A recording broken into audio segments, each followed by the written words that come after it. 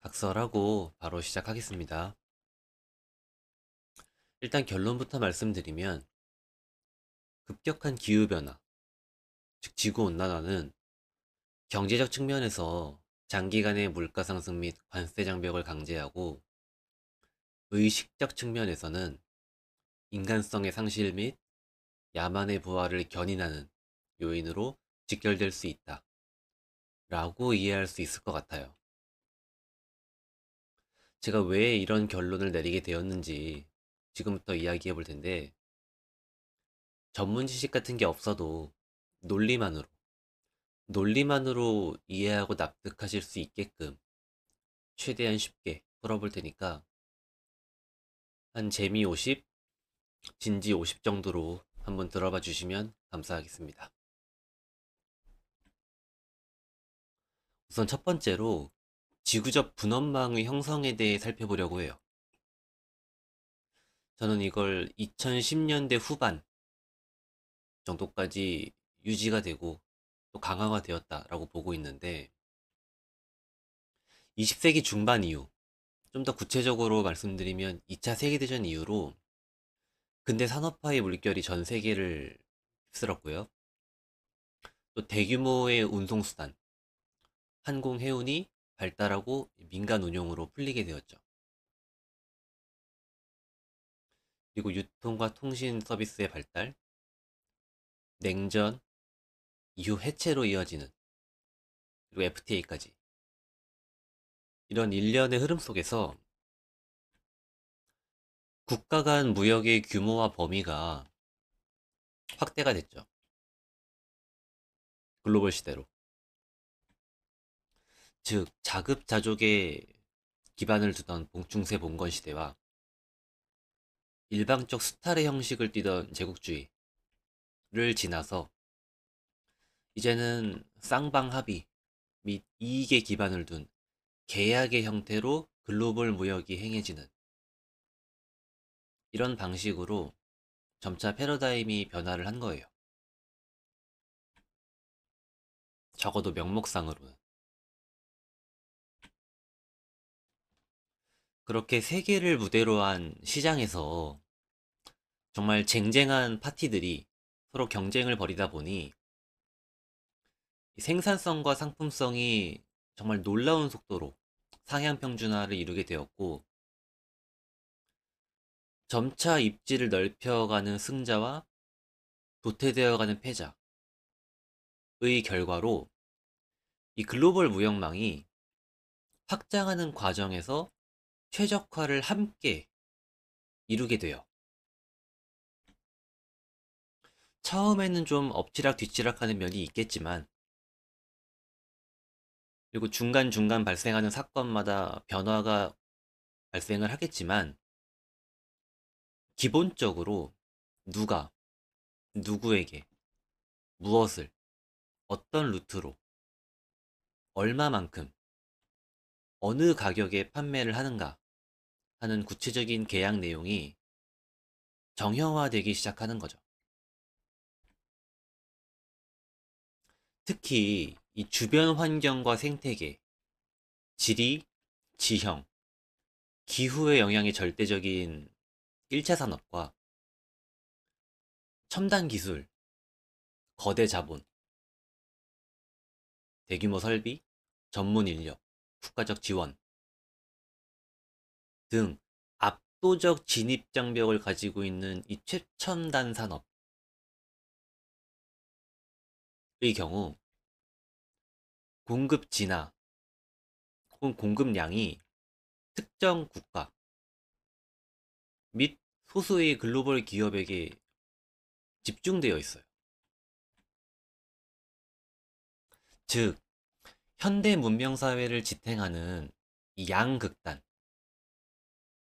양극단의 산업 시장 영역에서 국제 무대에서 절대적인 혹은 압도적인 혹은 그 정도까진 아니더라도 나름 유의미한 수준으로 우위를 점한 특정 주체가, 국가나 기업이 특정 상품이나 서비스에 대해 전 세계 수요의 결코 작지 않은 부분을 책임지는 방식으로 이 글로벌 무역 체계가 수렴하게 되는 거예요. 시장 논리에 의해서 자연스럽게 장기간에 걸쳐서. 이게 지구적 분업화의 개념입니다. 그러니까 마치 한 국가 내에서 지역별로 특산품을 생산해서 전국으로 공급하듯이 각 나라나 기업이 주요 수출품을 생산, 개발, 특화해서 최적화된 방식으로 생산하고 합리적인 가격으로 전 세계에 공급하는 성격을 띠는 그런 국제 무역망이 결과적으로는 형성이 되는 거죠. 구체적인 예시를 좀 들어보자면 중국이나 인도산 곡물, 지중해 쪽 국가들에서 나오는 포도라든지 올리브, 미국이나 호주산 육류, 중동의 오일도 한때 그랬고, 대한민국 하면은 반도체, 엔디비아 같은 기업은 그래픽카드, 마이크로소프트의 윈도우처럼.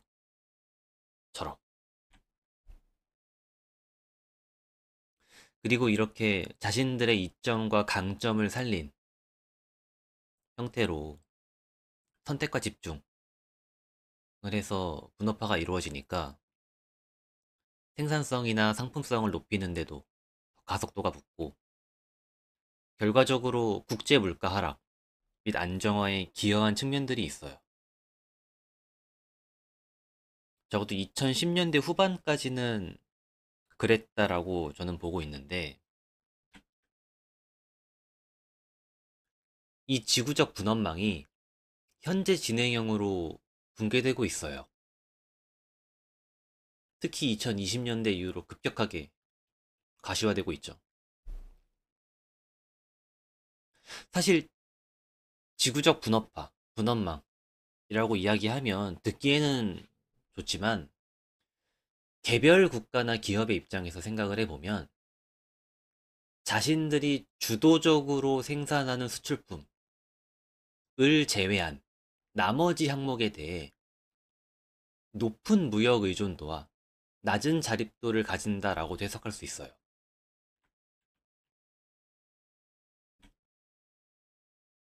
근본적으로 내가 통제할 수 없는 영역에 삶의 대부분을 의존, 의탁하고 있는 셈이고, 마치 오일 쇼크 사태처럼 급격한 생산량의 감소나 공급, 수급의 차질로 인해 하루아침에 가격이 폭등할 위험성도 내재하고 있죠. 그리고 이런 위험성을 부추기는 요소가 한두 가지도 아니에요. 가까운 예시들만 몇 개 살펴보면 인적 요소로는 러시아 우크라이나 전쟁, 코로나 확산 이후로 전 세계를 휩쓸었던 폐쇄 장벽, 스웨즈 운하 운송 사고, 국가 간의 역사 문제나 특히 천연 자원을 쥐고 있는 나라들 같은 경우에는 그 자원을 무기화해서 외교상의 우위에 서려는 시도들도 몇 번 있었고요. 국가 내에서 경제나 산업 정책이 바뀌면서 인건비가 상승하는 등 이 수출 수입 무역에서 가격 상승으로 이어질 수 있는 요소들이 너무 많아요. 근본적으로 해결하거나 예방하는 것이 사실상 불가능한 뭐 자연재해, 기후변화는 말할 것도 없고.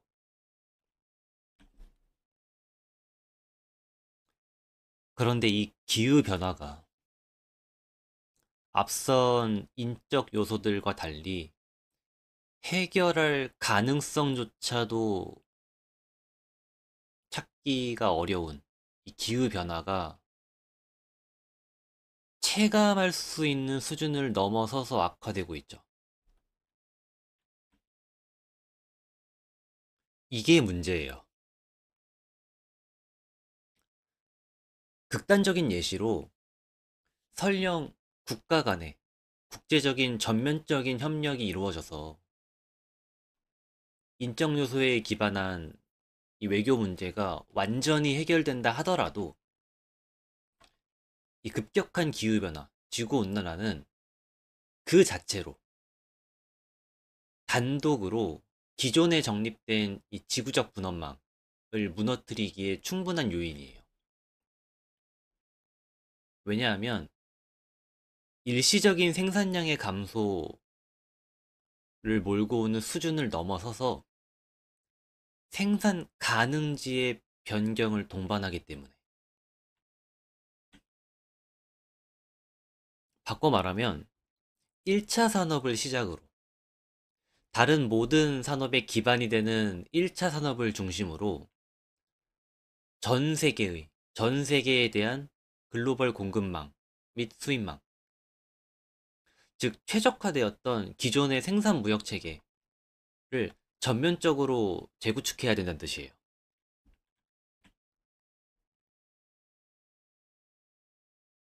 자, 이 상황 속에서 최선의 시나리오를 생각을 해보면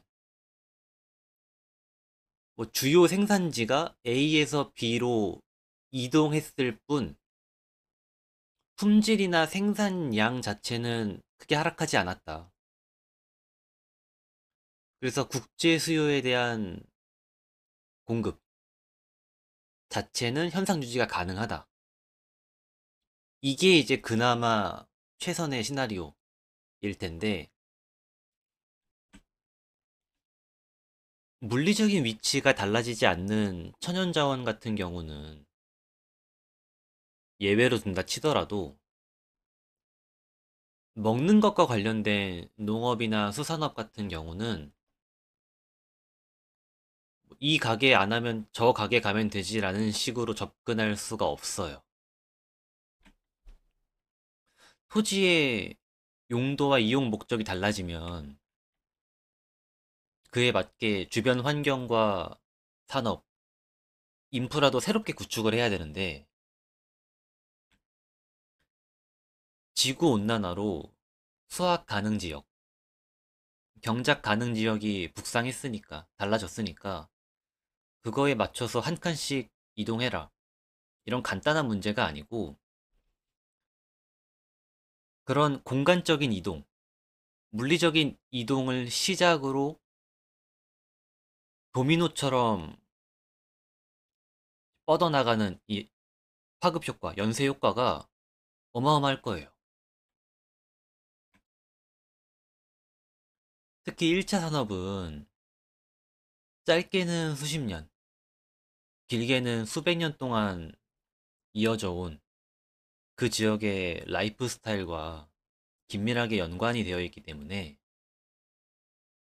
바뀌는 쪽도 그렇고 바꾸는 쪽도 그렇고 양측 모두에게 결코 적지 않은 혼란을 야기할 거예요. 게다가 공간을 중심으로 한 산업의 이동, 산업 전체의 공간적인 이동이 발빠르게 이루어져서 그 지역에 뿌리를 내린다 하더라도 상품성을 검증을 해서 생산성을 높이고 외교를 통해 무역 계약을 맺고 다시 전 세계에 안정적으로 공급할 수 있는 단계에 오기까지 최소 10년에서 20년 이상은 걸릴 것이고 그 기간 동안 막대한 투자 비용이 들어가겠죠. 그런데 단기간에 국제 수요가 하락하는 것은 또 아니기 때문에 너무나 명백한 가격 상승 요인으로 성립이 되죠. 그리고 이러한 전환이 이루어지는 과도기 동안 지구적 분업망에 비해서 상대적으로 비효율적이었던 무역과 자급자족 이 비중이 증가할 테고 그 와중에도 이 기상이변은 지속이 될 것이기 때문에 최선의 시나리오를 상정한 상황에서조차도 장기간 지속되는 국제 물가의 상승, 원자재 가격의 상승이라는 결론을 끌어낼 수 있고 사실상 확정사항이라고 볼 수 있어요. 이미 현재 진행형에 있는.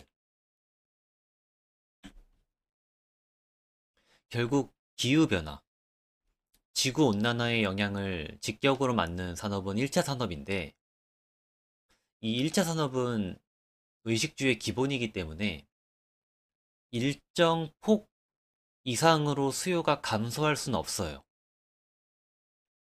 비싸다고 안 먹고 살 수는 없으니까. 결국 가계 전체의 경제적인 여유가 감소하게 되고 이는 다른 산업, 사치품이나 엔터테인먼트나 뭐 전자제품이나 이런 다른 산업의 위축으로까지 확대가 되겠죠.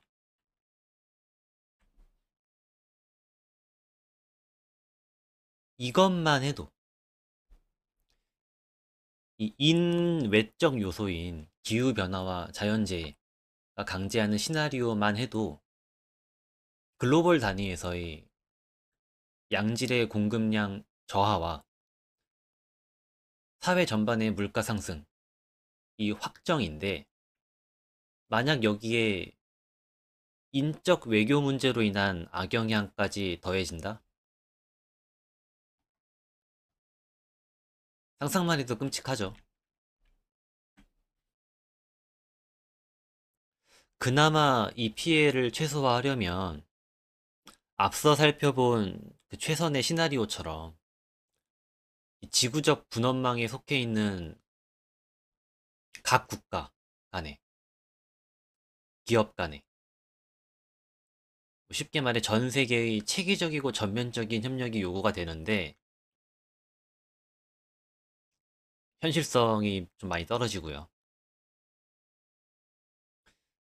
그리고 개별 국가나 주체의 입장에서 생각을 해보면 이 국제협력과 무역에 전적으로 의존할 게 아니고 혹시라도 그 과정에서 어떤 문제가 생겼을 때, 차질이 생겼을 때를 대비해서 최소한 국내 수요라도 충족시킬 수 있는 그런 플랜 B를 고안할 필요가 있죠. 의무가 있고 책임이 있어요. 그런데 국제협력과 무역에 차질이 생겼을 때의 대안이라고 하면 결국은 내수, 자급자족의 형태로 귀결이 될 수밖에 없죠.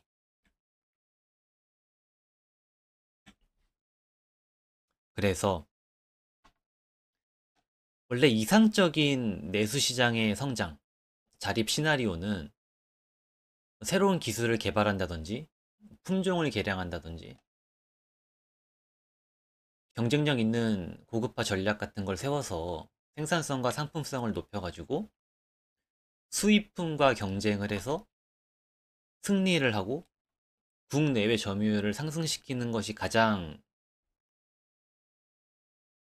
바람직한 시나리오인데 근데 현재 상황은 이 국내 수요에 응답하기 위해서 상대적 비효율성을 감수하면서도 강제로 국내 생산량과 점유율, 자립성을 끌어올릴 필요성이 각 국가의 지도부, 정부에게 부여가 된 실정이다 라고 볼 수 있겠죠.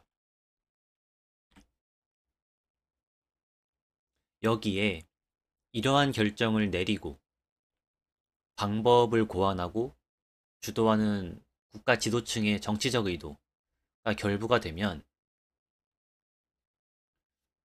어차피 피할 수 없는 장기간에 걸친 물가 상승이라면 국내 산업의 보호를 명분으로 관세를 높이고 관세를 높여서 결과적으로 국내 산업을 보호하는, 그리고 그 과정에서 내가 내수 기반 지지층을 확보하는 이러한 논리가 성립이 되고 가시화될 수 있겠죠. 실질적인 정책의 형태로. 이 부분은 개별 국가나 기업의 현 상황에 따라서 갈라지게 될 거예요. 현재 문명 수준을 크게 벗어나지 않으면서 자급자족이 가능하다라고 하면 관세를 높이고 독립성을 높이는 방향의 전략을 사용할 수 있을 것이고, 만약에 자급자족이 강제가 되는 상황이 찾아오게 되면 현 문명 수준을 유지하지 못하고 100년, 200년은 퇴보를 해야 할 것이다 라고 한다면 어떻게든 이 국제적 연결과 결속을 유지하는 방향으로 전략을 짤 수밖에 없을 것이고,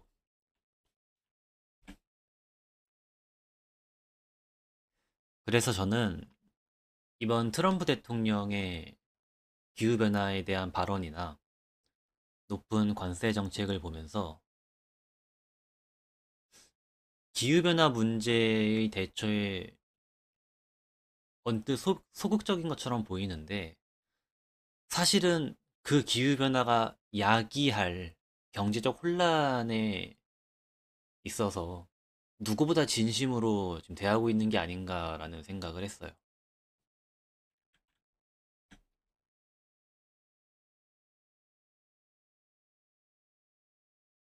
그런데 이런 물가가 오른다거나 뭐 관세가 어떻게 변동한다거나 뭐 이런 것도 중요한 얘기긴 하지만, 그것보다도 더 중요하게 제가 바라보고 있는 문제는 뭐냐면, 이 기후변화로부터 파생될 경제적 혼란으로부터 가속화될 인간성의 상실과 야만의 부활이에요.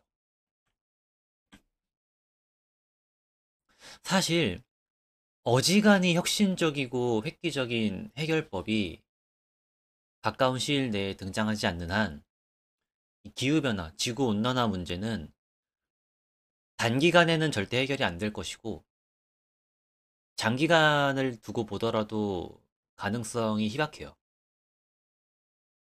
적어도 저는 제가 살아있는 제 세대에서는 함께 안고 가야 할 문제라고 생각하고 있는데, 상황이 이렇다 보니 이 기후나 환경 문제에 접근하는 국제적인 태도도 과거에는 예방과 해결에 포커스를 맞췄다면 그 몇 년 동안에는 그냥 수동적인 대처나 아예 자포자기를 해버리는 방향으로 좀 전환되려는 조짐들이 심심치 않게 먹혀대고 있죠.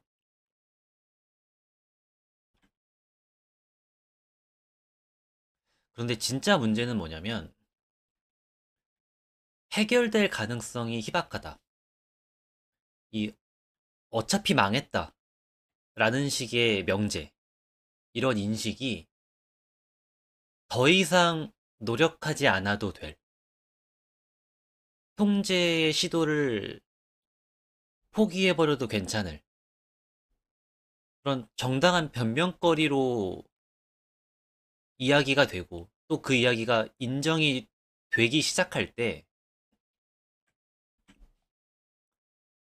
여기서부터 파생되는 이 무기력, 무절제, 무타협, 신뢰의 상실과 같은 이 가치관의 확산이 단순히 기후변화에 소극적으로 대처하는 차원을 넘어서서 인간 사회 전체에 미칠 악영향, 이게 저는 우리가 정말로 경계해야 되는 부분이라고 생각을 해요.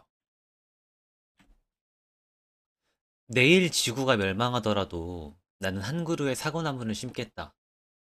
라는 유명한 격언에서 읽어낼 수 있듯이 우리가 스스로 세운 원칙을 지키려는, 그러니까 외부의 어떤 요인이나 억압이나 이런 성공 가능성 이런 걸 떠나서 내가 스스로 세운 원칙을 지키고자 하는 이 자기 통제력,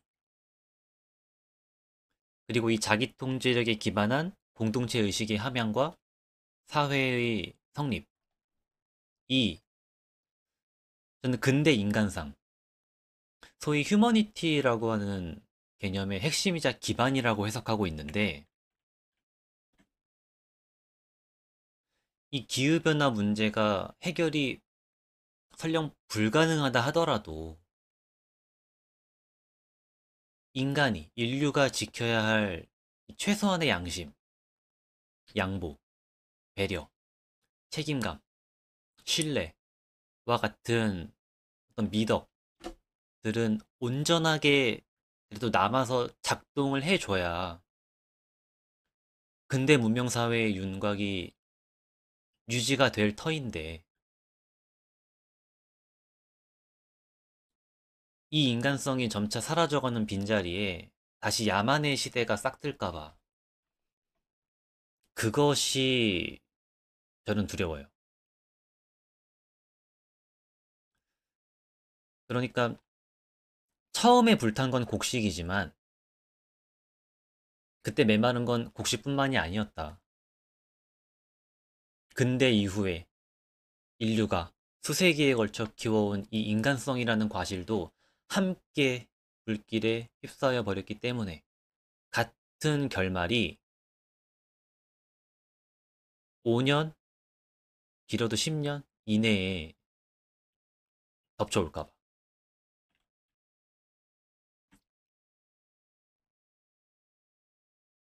그리고 이대로 가면 정도의 차이가 있을 뿐이지 얼마나 노골적으로 가시화되느냐의 차이가 있을 뿐이지 이런 경향성은 분명히 나타날 거예요. 왜냐하면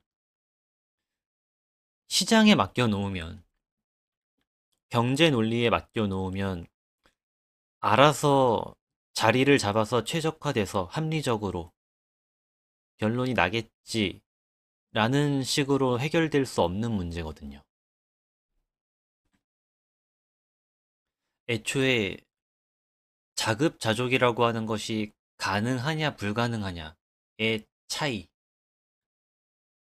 그 차이를 만들어내는 국가 경쟁력과 국력의 차이부터가 남보다는 나를 우선시하는 그러한 이기심을 정당화하고 긍정하는 논리로서 너무나 굳건히 자리를 잡고 있고, 나부터 여유가 없는데 모두를 생각하라는 이 입바른 소리가 얼마나 잔인한 요구인지도 다들 알고 있죠. 그런데 그럼에도 불구하고 이 위선적이고 입바른 소리에 코웃음치고 눈살을 찌푸리고 하찮게 취급하면서도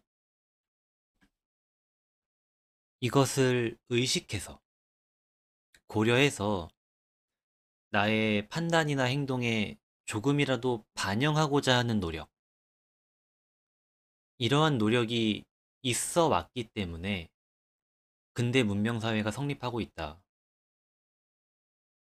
이러한 집단적 노력 없이는 문명은 무너져 버리고 만다. 라는 걸 다시 한번 환기해 보고자 하는 마음에 주제 넘은 줄 알면서도 한번 혼잣말을 길게 해봤습니다. 혹시라도 마지막까지 제 이야기를 들어주신 분들이 계시다면 감사하게 인사를 전하면서 이만 마치겠습니다.